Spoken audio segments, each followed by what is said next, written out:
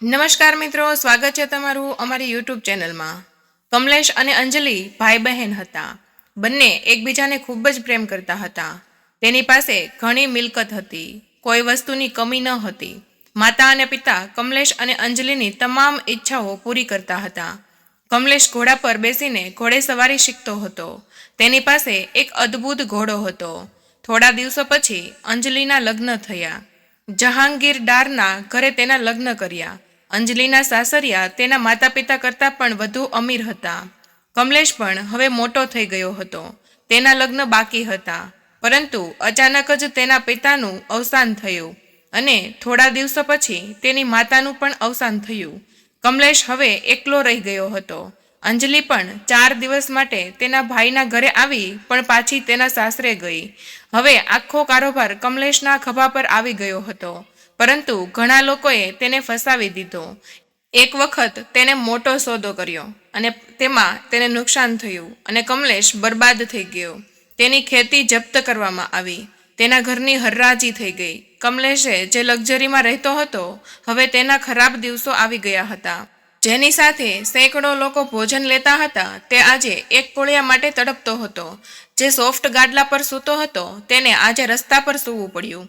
જેની સાથે પહેલા હજારો લોકો હાથ મિલાવતા હતા, તે કમલેશ આજે બધાની સામે હાથ લંબાવી રહ્યો હતો। કમલેશે તેની બહેન પાસે જવાનું વિચાર્યું, પણ તે ભિખારીની જેમ તેની શ્રીમંત બહેન પાસે કેવી રીતે જઈ શકે? જેની પાસે હાથીઓ ઘોડા પર બેસીને જતા હતા, તેની પાસે આજે હું પગપાળા કેવી રીતે જઈ શકું? પહેલાં હું ત્યાં બ્રોકેડ પોશાકમાં જતો હતો અને હવે ફાટેલા કપડામાં કેવી રીતે જઈશ? પણ કમલેશે મનમાં વિચાર્યું કે પ્રેમમાં અમીરી અને ગરીબી થોડી હોય। મારી બહેન મને તેની પાસે કેમ ન આવવા દે? મારી હાલતને કારણે તે મારી નિંદા કરે એવું શક્ય નથી। તે તેની બહેન પાસે ગયો અને દરવાજામાં ઊભો રહ્યો। તેની બહેન ઉપર ટેરેસ પરથી બધું જોઈ રહી હતી। કમલેશે ઉપર જોયું, પણ બહેન અંદર જતી રહી।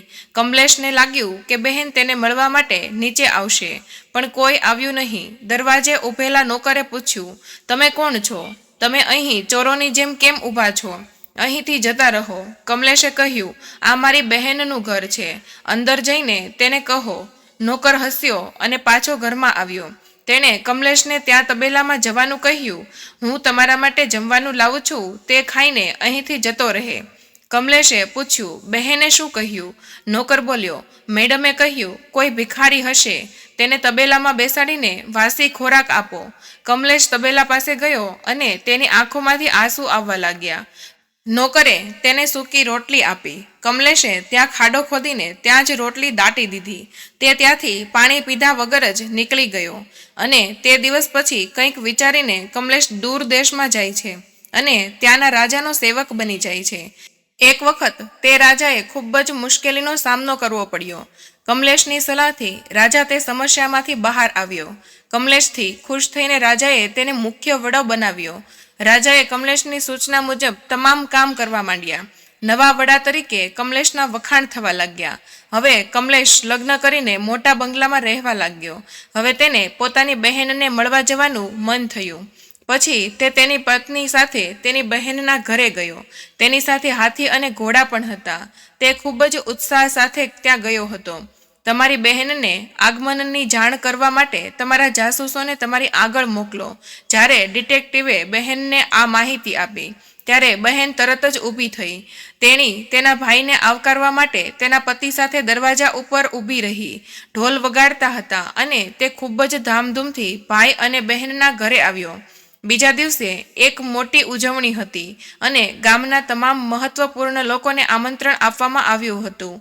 ત્યાં ચંદનના ટેબલ હતા, ચાંદીની થાળીઓ હતી, પંચ ડીશ હતી। બધા ટેબલ પર બેસવાના હતા ત્યાં જ ભાઈ એકાએક ઊભો થઈ ગયો અને બધાને નવાઈ લાગી। શું થયું? બધા પૂછવા લાગ્યા અને કમલેશ તરત જ તબેલામાં ગયો। ત્યાં તેણે ખાડો ખોદીને તેમાં મૂકેલી રોટલી કાઢી। અંજલિએ કમલેશને કહ્યું, ભાઈ તું ગાંડા જેવું કામ કેમ કરે છે?